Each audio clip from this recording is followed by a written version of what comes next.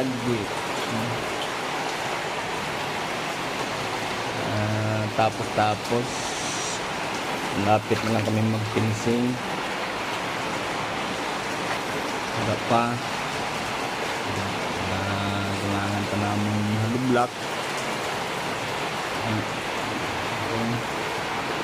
Yung project namin mga almost 3 months na kami dahil ang tagal na trabaho dahil sulit sa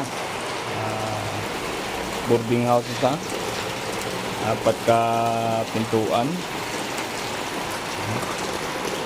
Ulan